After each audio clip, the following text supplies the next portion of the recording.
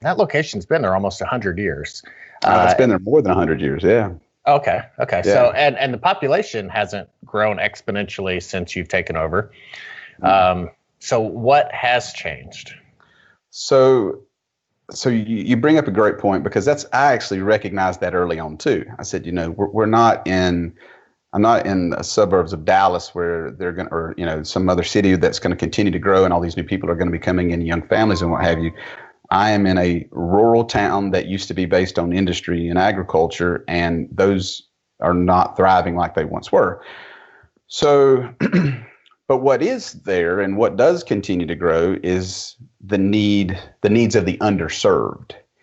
And what we found is that, they weren't always going to be able to come to us, but we could go to them. So this really special thing happened. I was at a trade show and there was a raffle, and I threw my name in the hat and I won a car. And it was like something from above, God from above says, here's this car, you go to them.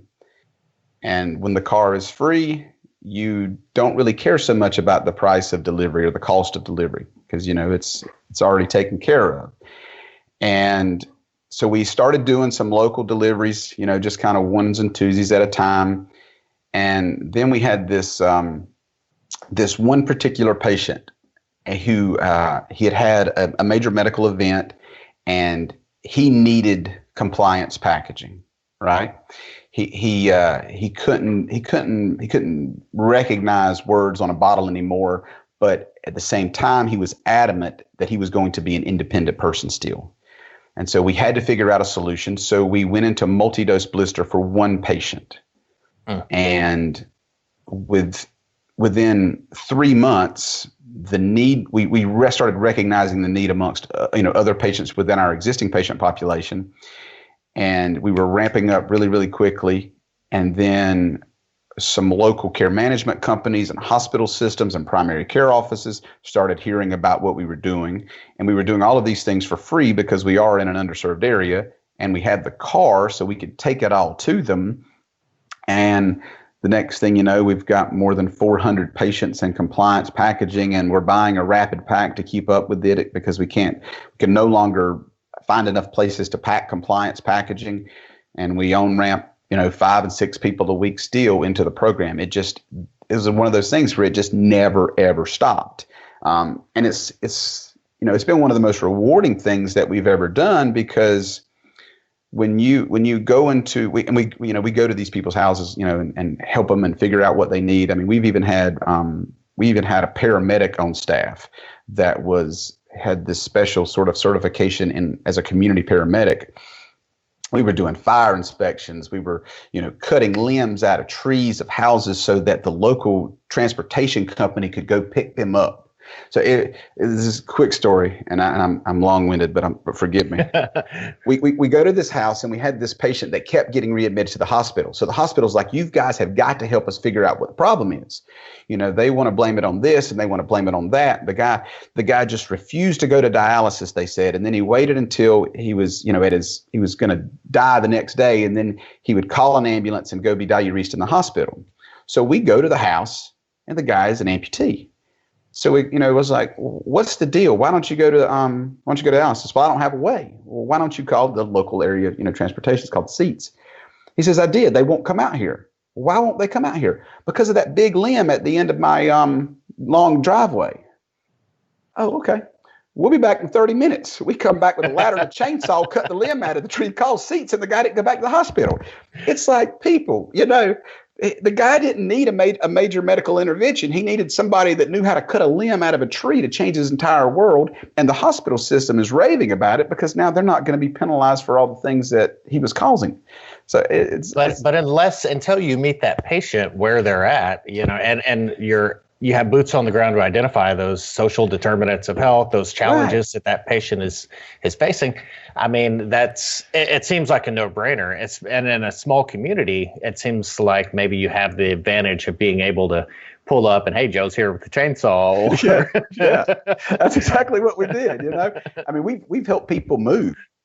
We had a COPD patient, same thing, kept getting readmitted. Go to his house, And he lived in an older home, and the walls were plastered with mold and mildew. And it's like, shortness of breath, having some trouble breathing. Well, maybe this has something to do with it. So we go down to the local apartment complex and get his name on the list, take pictures, explain the situation, had somebody from even the local hospital system reach out to the apartment, got the guy moved up the list, moved him over, problem solved. I'm a pharmacist, so I want meds to be a part of the solution. But half the time, the solution is just going out and being a human being and figuring out what's really going on with these people and going the extra mile to solve their problems. And we don't make any money when we do these things. But what we did do was we created lasting relationships with that patient, his family, the apartment manager, the hospital system that saw what we did. And then there's where the referrals come. That's the feedback loop that keeps helping the business grow. That's the pharmacy that does those kinds of things. So then the apartment manager is telling everybody in the apartment complex that they should come to our pharmacy because we're going to do what we got to do to help them. The hospital system is going to have high-risk discharges that are going to call us and say, we want you to make sure that you're taking care of these patients. So, the here and the now, the benefit might not be there, but in the long run, it keeps coming back. It keeps coming back. So when you're doing these things, are you focusing on bullet points like you hear when you go to trade shows, you hear the enhanced services, you hear the buzzwords like functional medicine, like social determinants of health, like turning your delivery drivers into health coaches, community health workers. Right. So all of that really just kind of seems to fall under the umbrella of just listening and connecting and service. So when I'm proposing something to an entity, I use the buzzwords, but when I'm talking to my staff and I'm talking to the patients, go out there and treat them like it's your grandmother. Just go out there and be good to them, love on them, do whatever you got to do to look after them. Let me know if I can fill in any gaps, and everybody's going to be better off. But when you present, or I'm speaking to a group of professionals, I have to use the buzzwords. But when it's me and patient XYZ down the road, he's just my neighbor that I need to look after. So in a small town, Joe Williams is just as likely to be seen with a chainsaw, more likely probably an ice cream scoop, or an amber vial, if you're one of your patients, and that's a really that's a lot of hats to wear as a community pharmacist. But I feel like that's really what it takes in a small, in any community. I tell everybody that I'm just a blue-collar good old boy that happens to have all these degrees behind my name and has been lucky enough to fall where I fell. Because half the things that I do every day are things that my granddad taught me. Just be good to the neighbor and take care of them and fix their problems, and everything else just keeps working itself out.